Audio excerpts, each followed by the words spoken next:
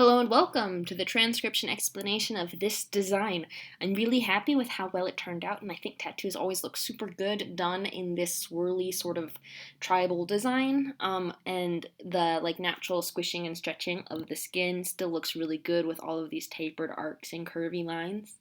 So with that being said, let's get to the specifics of how to read this. And the first thing is the sentence structure and word order, which is read in this layout left to right. But there's another little marker that tells you which way it's read too, which is this start marker. It's a little bracket over a circle following a line. And this line from this circle shows you the direction of the flow of this design, which this is on more like the sentence structure, so it shows that the sentence is read from here going this way. And it also shows which way the bottom is. So it's below the design, so we know which way the bottom is, which is important because you read the words of this script starting at the bottom and then going counterclockwise. So here is our first word, and this divot is our first letter. And attached to this letter there are two lines. So that makes it a W. And even though this divot doesn't cut off at the edge of the word circle, it keeps going. It doesn't make more than a 50% completed circle, like an omega shape like this one, or a horseshoe. It stops before it goes more than 50% around the circle. So it's an arc of less than 180 degrees, if we want to get numbersy. And then this line ends on it, and that line ends on it. So two lines, even though these lines curve to form a circle shape, they get cut off. So those make them modifiers. So two lines ending on this stem, and then we have an E. So yeah, this style is a bit tricky to read with all these tribal tapering lines, but I think it looks super cool. Anyway, here's our next word. The bottom of it's here, and the first letter we hit is the A. I didn't talk about that E very much. Anyway, I'll talk about it when I talk about the other vowels. Vowels are smaller circles. So in this design, like this guy, this guy, this guy, this guy, lots of vowels, and those are periods. Anyway, so this is an E because it's on the line of the word circle. That's an E. This is an A because it's outside the word circle.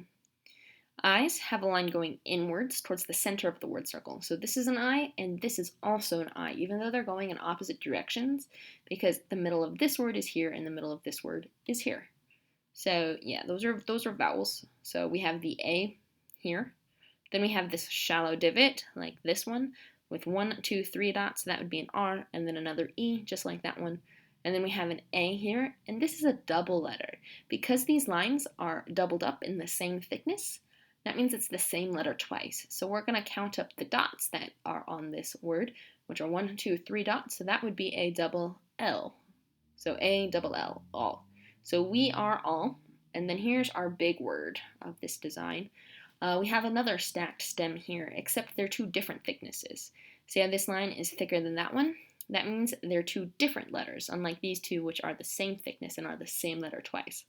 Our first letter is the thin one because we read thin to thick, and this thin one has 1, 2, 3 lines ending on it, making it an S, and this thick one has no lines ending on it. Lines that pass through do not count, only lines that end on it count. So that would be a T because no modifiers are on it. And then we have the O hanging out like a bead on a string in this position. And then we have 1, 2, 3 dots on the R.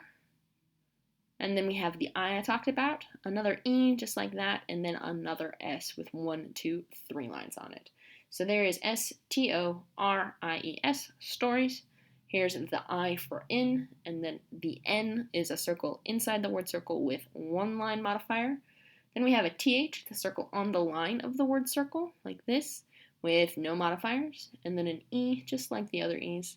And our very last word starts at the bottom. Here's an E, another N just like that one, and then a D, which is a deep divot, and 3 dots like that. And then we have 3 dots, 3 circles that are not part of any word, and this, even though it looks like it could be an A on this word, A's don't have lines ending on them, so these are the punctuation, ... which kind of go with the flow of the sentence. So this is like a punctuation thing, not part of the other words, and these are punctuations. So yeah.